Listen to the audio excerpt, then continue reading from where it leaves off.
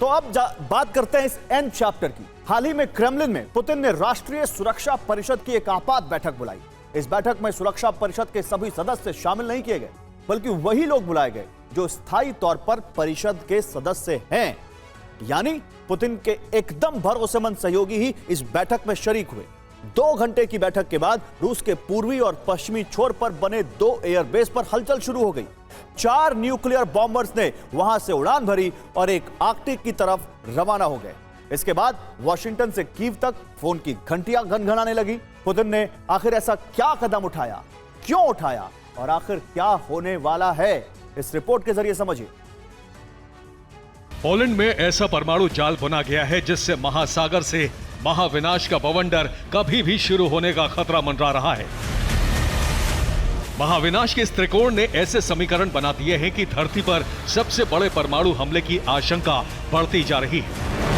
इस त्रिकोण में धरती के सबसे ऊपरी हिस्से पर व्यू रचना की है व्लादिमीर पुतिन ने। पुतिन ने ऐसा किया क्योंकि पोलैंड की जमीन पर अमेरिका के हथियार तैनात हो रहे हैं और ब्रिटेन अंतरिक्ष से परमाणु हमले की तैयारी पूरी कर चुका है। जून के आखिरी दिनों में व्लादिमीर पुतिन जब पश्चिम के खिलाफ अपनी परमाणु व्यूह रचना कर रहे थे तो उनका सबसे बड़ा कदम था बेलारूस में एटम बम की तैनाती। पश्चिमी देशों की नजर इस मूवमेंट पर गड़ी थी और जून के आखिरी हफ्ते में वेस्टर्न मीडिया ने रूस के उन परमाणु ठिकानों की सैटेलाइट तस्वीरें भी जारी की जहां पुतिन के टैक्टिकल न्यूक्लियर वेपन तैनात किए जा रहे हैं।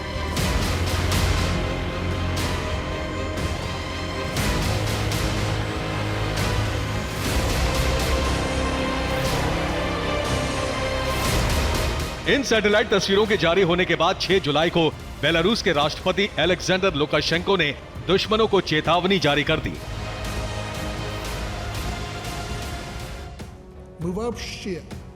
हम परमाणु हथियारों से किसी पर हमला नहीं कर रहे हैं। ये आत्मरक्षा के लिए है। हमसे मत उलझो और इन हथियारों की वजह से चिंता में ना पड़ो। लेकिन बेलारूस पर आक्रमण किया तो जवाब बहुत घातक होगा। बेलारूस में जब से न्यूक्लियर हथियार तैनात हुए हैं उसके पड़ोसी देशों के मन में खौफ भर गया है। 6 जुलाई को अलेक्जेंडर लुकाशेंको ने परमाणु हमले से जुड़ी, परमाणु हथियारों से जुड़ी चेतावनी जारी की थी और 7 जुलाई को ही नेटो ने ऐलान भी कर दिया। नेटो प्रमुख जेन्स स्टोल्टनबर्ग ने कहा है कि 31 देशों का संगठन पोलैंड में अपने हथियार तैनात करने के लिए सहमत है और परमाणु तैनाती की प्रक्रिया जल्दी शुरू होगी। बेलारूस में पुतिन की मोर्चेबंदी के बाद से ही पोलैंड ने परमाणु हथियारों की मांग की थी। पोलैंड सरकार ने कहा था कि वो नेटो परमाणु सहयोग संगठन कार्यक्रम में भागीदार बनना चाहते हैं और उनकी जमीन पर परमाणु हथियार तैनात किए जाएं। नेटो की परमाणु हथियार तैनाती घोषणा के बाद ही रूस ने विश्व विनाश के संकेत जारी कर दिए। राष्ट्रपति पुतिन ने रूस की राष्ट्रीय सुरक्षा परिषद की आपात बैठक बुलाई। इस बैठक में सुरक्षा परिषद के स्थायी सदस्य शामिल हुए। बैठक में पुतिन ने परमाणु तैनाती पर अहम फैसले लिए। इसी बैठक में पुतिन ने कहा कि रूस दुश्मनों के हर कदम से मुकाबला करने के लिए तैयार है। रशियन फेडरेशन के लिए समस्या खड़ी करने वाले देश कभी सफल नहीं होंगे। उनकी हर रणनीति नाकाम होगी। 7 जुलाई को हुई इस आपात बैठक में ही यह फैसला कर लिया गया कि नेटो के इस ऐलान का तुरंत जवाब दिया जाएगा। बैठक खत्म होते ही रूस ने अपने न्यूक्लियर बॉम्बर आर्कटिक बेस के लिए रवाना कर दिए। रूस के 2 अलग अलग एयरबेस से 4 न्यूक्लियर बॉम्बर्स ने उड़ान भरी। 2 व्हाइट स्वान Tu-160 बॉम्बर्स रूस के सोवेट्स्की सैन्य बेस से उड़े। 2 Tu-95 MS न्यूक्लियर बॉम्बर्स ने चुकोटका एयरबेस से उड़ान भरी। इन बॉम्बर्स पर पूरी क्षमता के साथ परमाणु मिसाइलें तैनात हैं। 7 जुलाई की रात दोनों विमान आर्कटिक सर्कल में उतरे हैं। पोलैंड की इंटेलिजेंस रिपोर्ट है कि रूस ने 10 अलग अलग क्लास के न्यूक्लियर बॉम्बर्स आर्कटिक बेस पर तैनात कर दिए हैं। इन सभी बॉम्बर्स पर नागासाकी, हिरोशिमा पर गिरे बमों से 50 गुना ज्यादा क्षमता वाले वॉरहेड लगे हुए हैं। रूस ने बहुत बड़ी रणनीति के तहत आर्कटिक क्षेत्र में अपने न्यूक्लियर बॉम्बर्स को एक्टिवेट किया है। रूस इस क्षेत्र में सबसे बड़ा और सबसे मजबूत जंगबाज है। माना जाता है कि आर्कटिक क्षेत्र में रूस का मुकाबला नेटो देशों की सारी सेनाएं भी नहीं कर सकती हैं, क्योंकि उसकी आर्कटिक इंफ्रास्ट्रक्चर के सामने नेटो के सारे देश कमजोर हैं। तो आइए जरा आर्कटिक में तैनाती को और अच्छे तरीके से आपको समझाते हैं। ग्लोब पर दिख रहे हरे रंग के गोले आर्कटिक में नेटो के मिलिट्री बेस हैं और लाल गोले रूस के मिलिट्री बेस हैं। 2005 से रूस ने आर्कटिक में सोवियत दौर के 10 से ज्यादा पुराने बेस अब तक एडवांस बना लिए।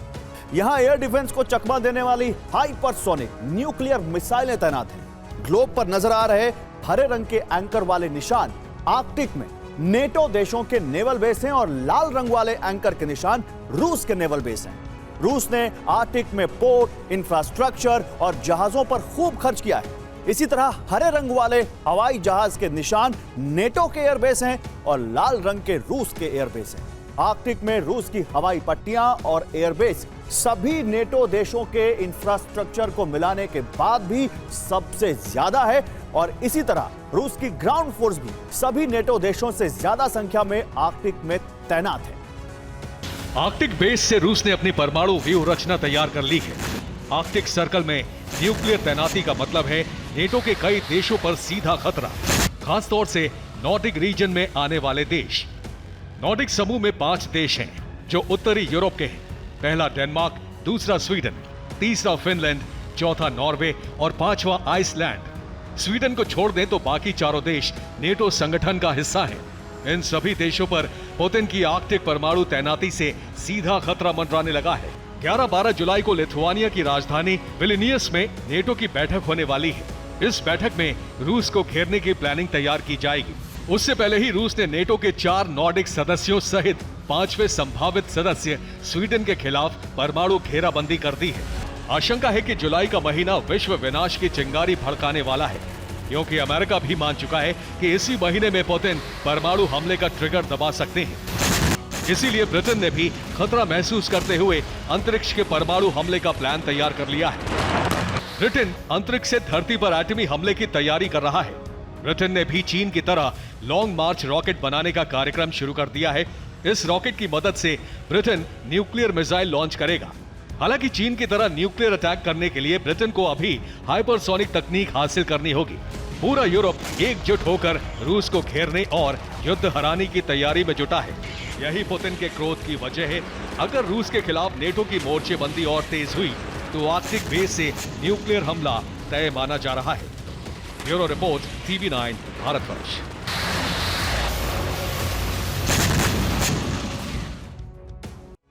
और देखिए, वॉर जोन से आ रही कुछ और बड़ी खबरें आपको जल्दी से दिखाते हैं। रूस ने यूक्रेन के मैक्स प्रो MRAP तबाह कर दिए।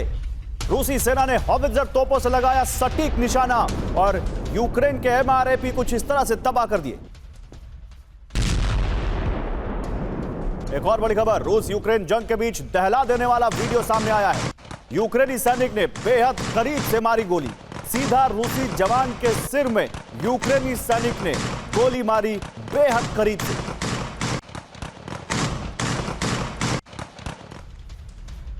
एक और बड़ी खबर, यूक्रेन के टैंक काफिले पर घातक अटैक किया रूस ने एंटी टैंक गन से हमला किया।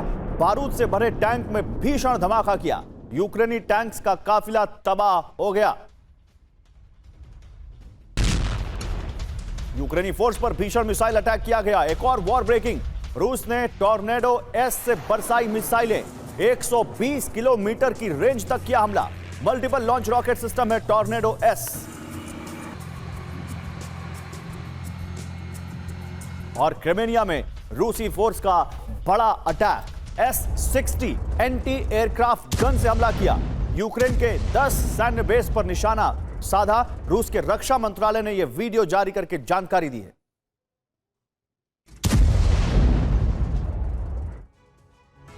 तो यूक्रेन एक ऐसी साजिश तैयार कर चुका है जिससे तीसरा विश्व युद्ध छिड़ना तय माना जा रहा है।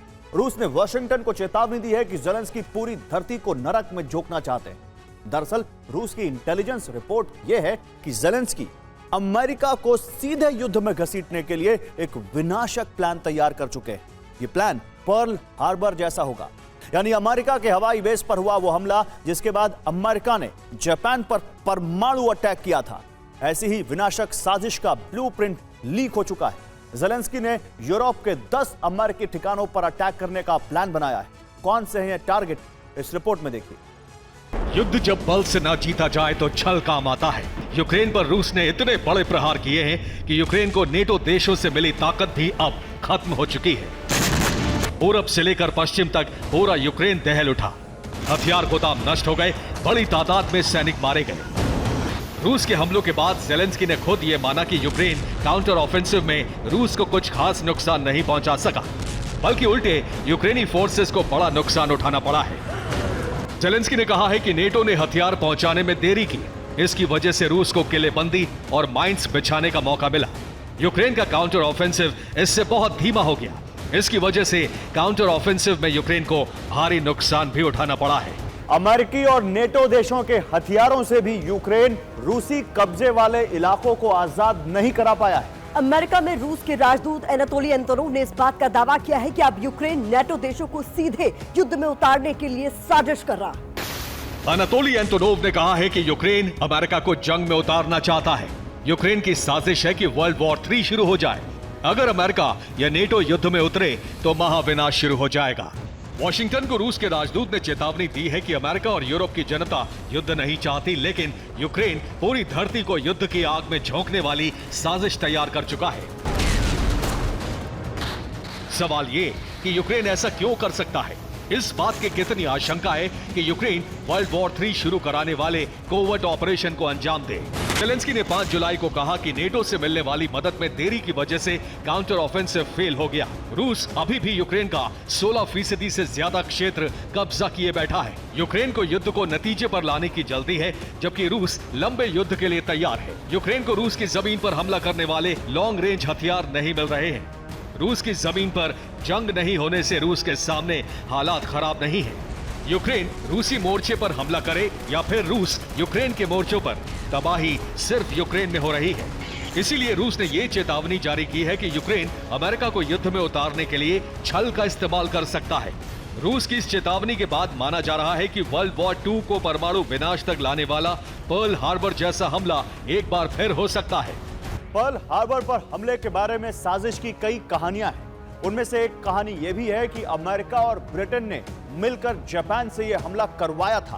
पर्ल हार्बर हमले के बाद अमेरिका में अवेंज 7 दिसंबर कैंपेन शुरू हो गया। इस हमले के बाद अमेरिका को जापान के खिलाफ डायरेक्ट एक्शन लेना पड़ा।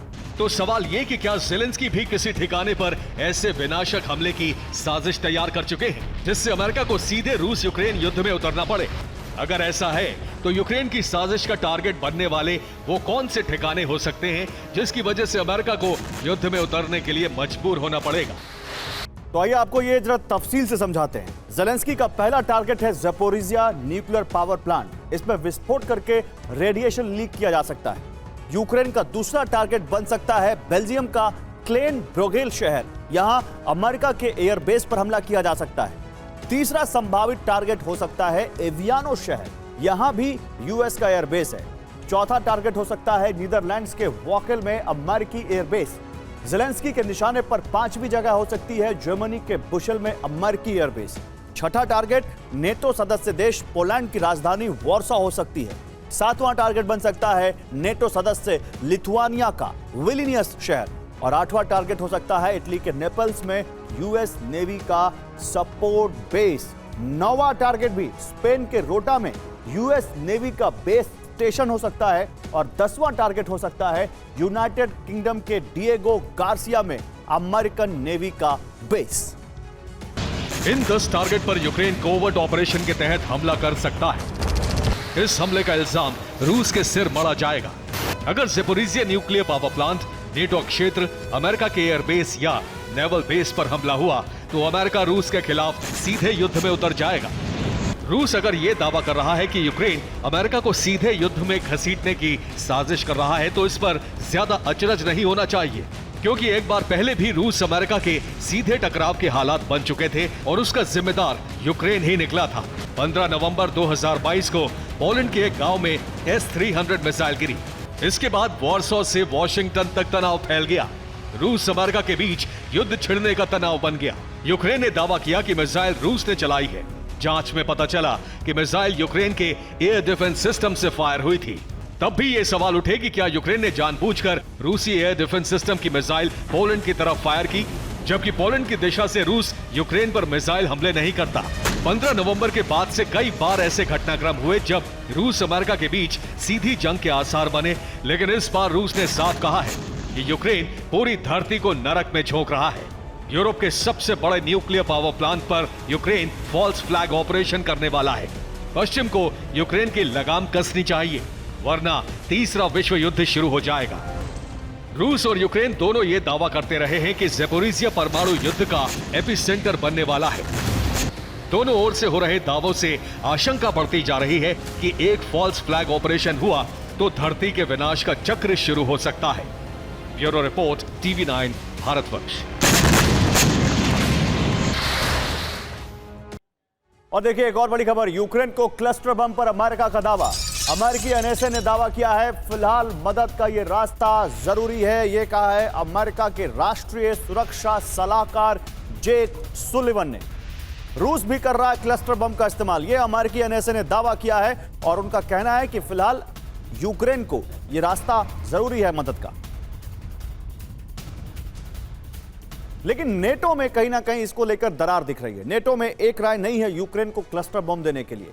देखिए ये खबर देखिए, खुद यूक्रेन को होगा क्लस्टर बम से नुकसान, यूरोपियन पार्लियामेंट मेंबर ने चेतावनी दी है। सांसद माइक वॉलेस की बड़ी चेतावनी, किसी और के मुकाबले यूक्रेन को इससे अधिक नुकसान होगा, मामले में दखल दे यूएन, ये कहा है वॉलेस ने।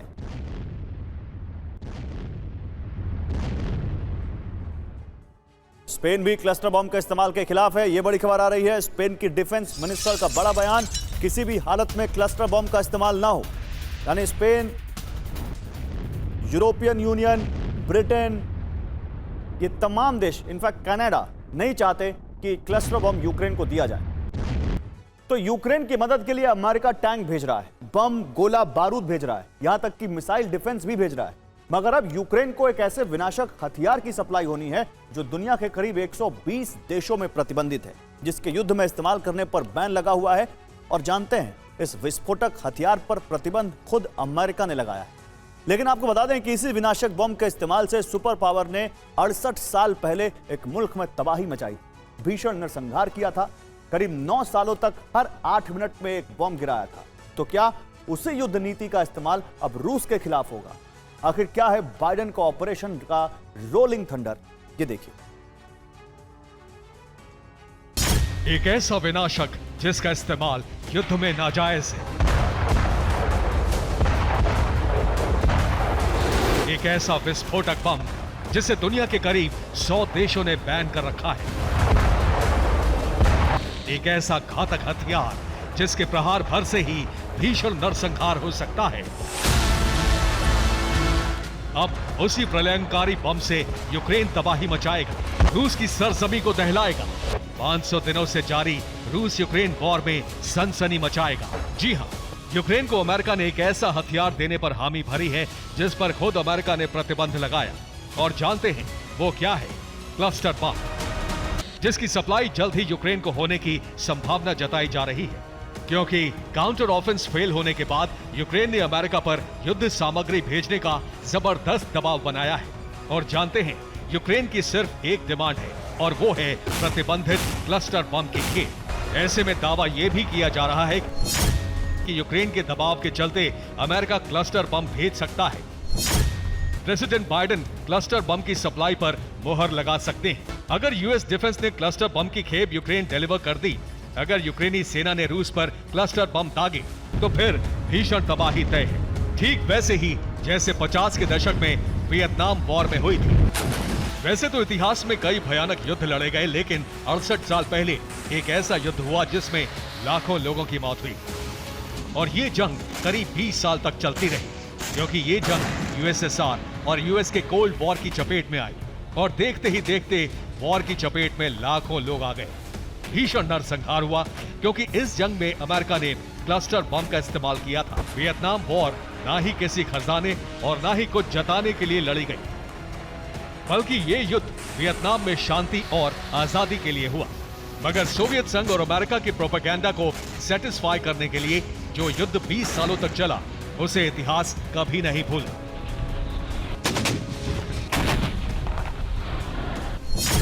क्योंकि 1955 से 1975 के बीच वियतनाम युद्ध लड़ा गया। जिसे दूसरे इंडो चाइना वॉर के नाम से जाना जाता है। ये जंग वियतनाम के ही दो हिस्सों में लड़ी गई थी। पहला नॉर्थ वियतनाम और दूसरा साउथ वियतनाम था। नॉर्थ वियतनाम की मदद चीन और यूएसएसआर ने की, वहीं साउथ वियतनाम के साथ यूएस और यूरोपीय देश थे। लेकिन अगस्त 1964 के बाद अमेरिका सीधे जंग में कूद गया और उसने नॉर्थ वियतनाम के खिलाफ शुरू किया ऑपरेशन रोलिंग थंडर, जिसका मतलब उत्तरी वियतनाम पर भीषण बमबारी। और इसके लिए अमेरिका की ताकतवर फौज ने आसमान से क्लस्टर बम दागे, अनगिनत और बेहिसाब तरीके से। नॉर्थ वियतनाम के हर टेरेन, हर इलाके में आसमान से ताबड़तोड़ बमबारी की गई। लेकिन युद्ध तब और भी भयानक हो गया जब लाओस ने उत्तरी वियतनाम की सेना को अपनी धरती पर लड़ाई के लिए इजाजत दे दी। बस फिर क्या, लाओस की इस हरकत से अमेरिका बौखला गया और उसने वायुसेना के जरिए दक्षिण पूर्व एशिया के छोटे से देश लाओस पर बमों की बरसात ही कर दी। आप ये जानकर हैरान रह जाएंगे कि अमेरिका ने 1964 से 1973 तक यानी पूरे 9 साल लाओस पर बमबारी की। इस दौरान हर 8 मिनट में एक क्लस्टर बम लाओस पर दागा गया। वहीं नॉर्थ वियतनाम पर करीब 26 करोड़ क्लस्टर बम दागे गए। दावा किया जाता है कि अमेरिका ने वियतनाम वॉर के दौरान सिर्फ लाओस में ही हर रोज करीब 15 करोड़ रुपए की लागत के बम बरसाए। हालांकि 20 साल तक चले इस भीषण युद्ध की वजह से अमेरिकी सरकार को अपने ही लोगों और अंतर्राष्ट्रीय दबाव का सामना करना पड़ा, जिसके बाद वो युद्ध से पीछे हट गया था। वहीं यूएसएसआर और चीन के समर्थन से उत्तरी वियतनाम की सेना ने दक्षिणी वियतनाम के बड़े शहर साइगोन पर कब्जा कर लिया। इसी के साथ साल 1975 में यह भीषण युद्ध समाप्त हुआ था। लेकिन तब तक भीषण तबाही हो चुकी थी, क्योंकि वियतनाम वॉर में करीब 1.2 मिलियन लोगों की मौत हुई, 1.5 लाख से ज्यादा लोग घायल हुए, वहीं 58,000 अमेरिकी सैनिक भी मारे गए। वियतनाम में आज भी अमेरिकी क्लस्टर बम की तबाही के सबूत देखे जा सकते हैं। आज भी वियतनाम क्लस्टर के बारूदी मंजर से खौफजदा है। लेकिन हैरानी इस बात की है कि सिर्फ वियतनाम ही नहीं, बल्कि बैन के बावजूद अमेरिका ने सीरिया, यमन, अफगानिस्तान, लेबनान और बाकन में भी क्लस्टर बम का इस्तेमाल किया है, जिसका असर भी गहरा पड़ा है। ऐसे में मुमकिन है कि जैसे ही यूक्रेन ने क्लस्टर बम देने का दबाव बनाया, प्रेसिडेंट बाइडेन ने सप्लाई को हरी झंडी दे दी। हालांकि ये क्रेमलिन के लिए उकसावे की कार्रवाई है। आखिर क्यों, ये भी जान लीजिए। तो 2008 में डबलिन में कन्वेंशन ऑन क्लस्टर म्यूनिशन नाम से एक इंटरनेशनल ट्रीटी की गई, अंतर्राष्ट्रीय संधि, जिसके तहत क्लस्टर बमों को रखने, बेचने या इस्तेमाल करने पर रोक लगाई गई, क्योंकि एक क्लस्टर बम कई धमाके करने के लिए कुख्यात है। क्लस्टर बम से हमले का मतलब एक बहुत बड़े इलाके में एक ही वक्त में बेहिसाब तबाही मचाना। क्लस्टर बम जहां भी फटता है वहां सैन्य अड्डे, मिलिट्री बेस और इसकी चपेट में आए इंसान भी बेमौत मारे जाते हैं। इस विनाशक बम को फाइटर जेट या फिर ड्रोन के जरिए दागा जा सकता है। इतना ही नहीं, क्लस्टर बम को जमीन से भी फायर किया जा सकता है।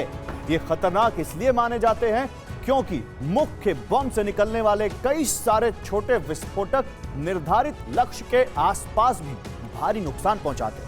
और यही वजह है कि क्लस्टर बमों को बनाने और इस्तेमाल करने पर पाबंदी लगाई गई और दुनिया के करीब 120 देशों में इसके इस्तेमाल पर बैन लगा हुआ है। बावजूद इसके कई देशों पर युद्ध के दौरान इसके इस्तेमाल के आरोप लगते रहे हैं। मतलब साफ है, भले ही अमेरिका ने यूक्रेन के दबाव में क्लस्टर बम देने का फैसला लिया हो, हालांकि इसके पीछे की रणनीति क्या है ये अब तक साफ नहीं हो पाया है। लेकिन अगर बाइडेन के इस कदम पर पुतिन का माथा ठनका तो यकीन मानिए, रूस महाविनाशक हथियार यानी एटम बम के इस्तेमाल से भी हिचकेगा नहीं।